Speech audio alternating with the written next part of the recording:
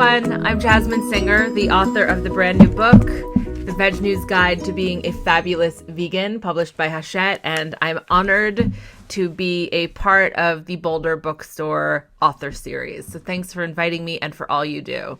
Boulder Bookstore sent me some questions. I'm happy to go into them now. The Veg News Guide to Being a Fabulous Vegan is something I partnered with Veg News magazine on. Veg News is the world's leading source for all things veganism for over 20 years now. And this book is for anyone who is veg curious or veg skeptical or is just sort of interested in some great little vegan recipes, because every chapter of this lifestyle guide concludes with a recipe that was presented and put together by the incredible recipe developers that are part of the Veg News family. So I include 30 days, 30 little chapters on everything that you need to start to embrace veganism, whether that means full throttle or starting with meatless Mondays or vegan until 6 or veganish or whatever you want to call yourself. There is something for anyone who is intrigued by veganism, whether that means going vegan or going more vegan. So I hope that you love the book. I'm going to jump into the questions from the wonderful people at the Boulder Bookshop. And again, thank you so much, Boulder Bookstore. How long have you been vegan, and what first inspired you to become vegan? I have been vegan for 17 years, and I was a vegetarian for a long time before then. But at the time, I just thought meat was icky. I went vegetarian when I was 19, vegan when I was 24, and I learned about what was going on for dairy cows and egg-laying hens when I switched from vegetarian to vegan. I fancied myself a feminist. I was an LGBTQ AIDS awareness educator.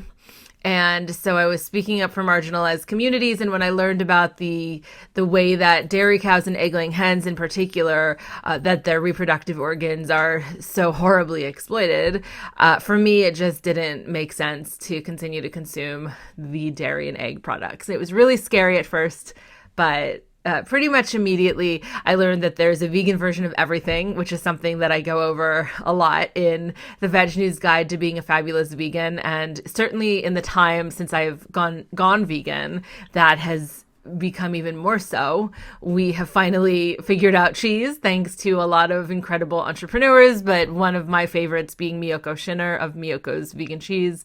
You can find vegan cheese and vegan egg substitutes literally everywhere, and the interest in veganism is booming. So for me, it was an ethical choice, but as a result, it also gets to be something that I do for my health and for the planet. Let's see what's next. What first inspired you to become vegan? It was when I watched a documentary and learned about the egg-laying hens and the dairy cows. And then I was sort of thrust into this vegan community. So I think community is super important, and even more so than when I first went vegan. It's incredible to tap into virtual communities as well. What was the hardest thing about becoming vegan for you, and the easiest?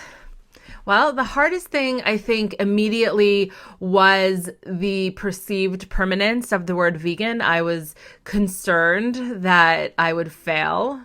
And so that's something I try and address in the Veg News Guide to Being a Fabulous Vegan.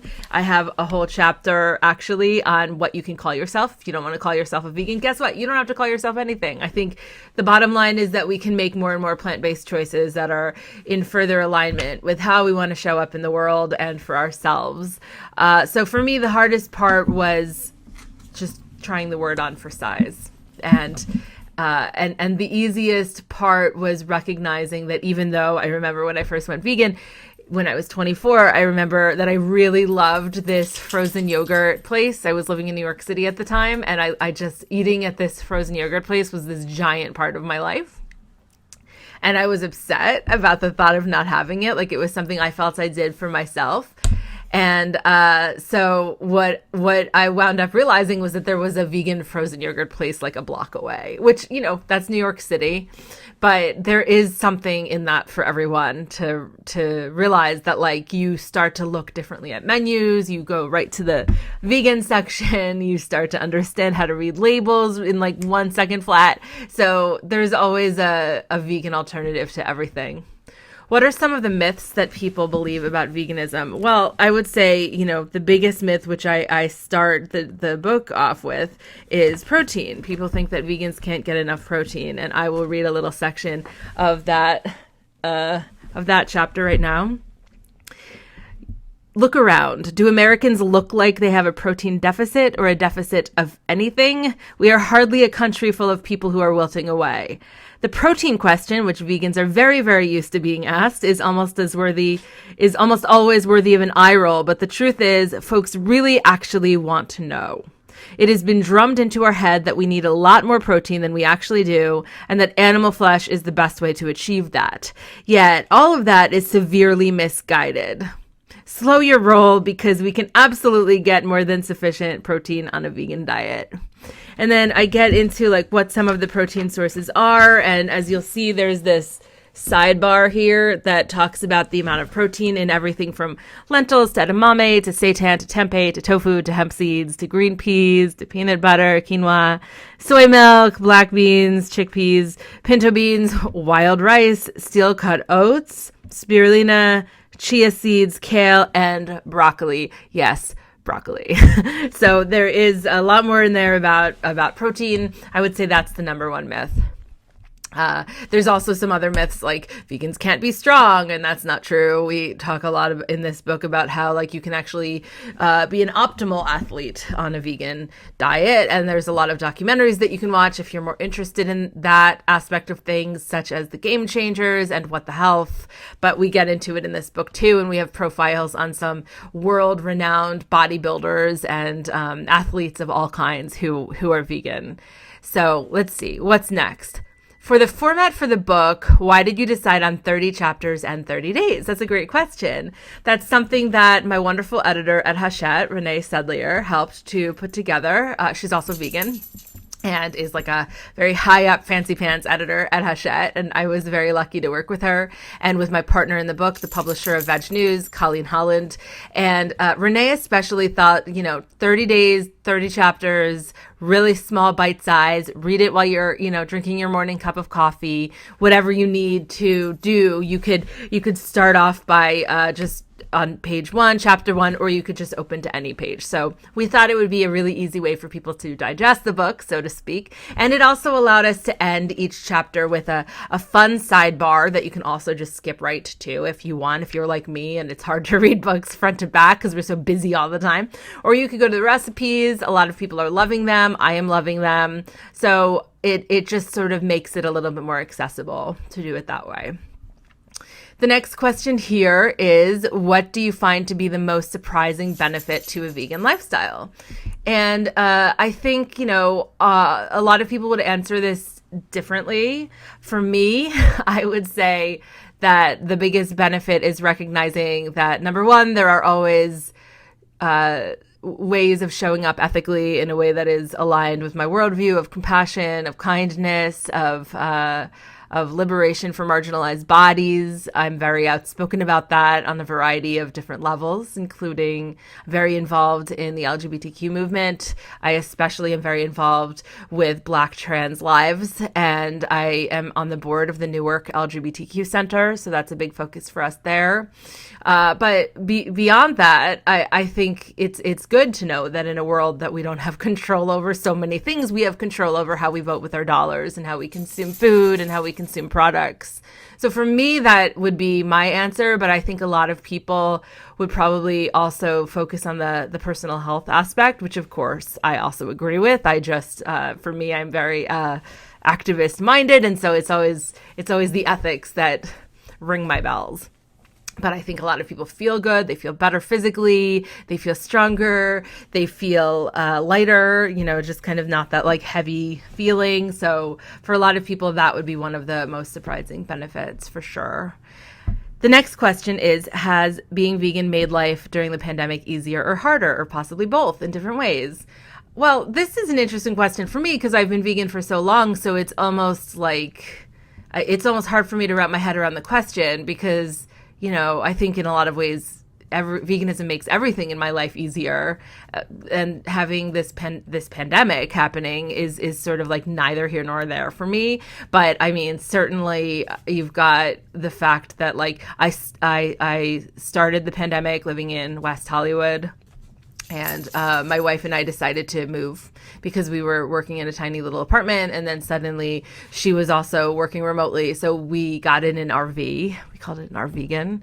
And we took our 3 dogs and our cat across the country and moved to rural New York near the Catskills. And so a lot changed for us in the course of the pandemic. But, you know, even when we were in the RV for those 9 days, like it was super easy to eat vegan. It's always super easy for me to find vegan food, whether it's just like going to the vegan section of any grocery store, which is called produce, or like stopping at a specialty store. One of my favorite stores I stopped at was near Boulder, and it's actually in Denver. It's called Nooch Vegan Market, and I loaded up there. And when we got back to New York, to upstate New York, we are only doing curbside pickup. And so I started to go to the nearby curbside pickup at Walmart, which I had never really shopped at before.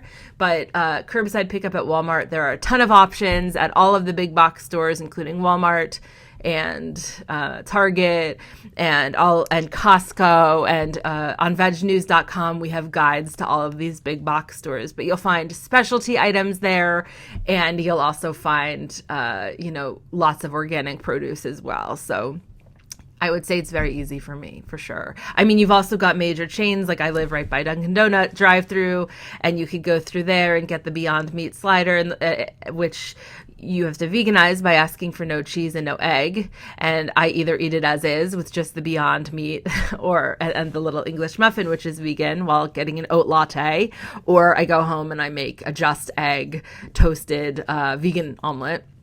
You literally put it in the toaster, or I just, and a vegan sausage, or I just eat it as is. So it has the sausage in it, but I sometimes replicate it at home. So it's easy. It's easier than ever to be vegan. Okay, next question is, to those who think living a vegan lifestyle is too hard or complicated to try, what do you say?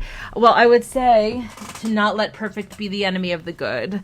And just because you have I'm picking up one of my doggies right now. This is George.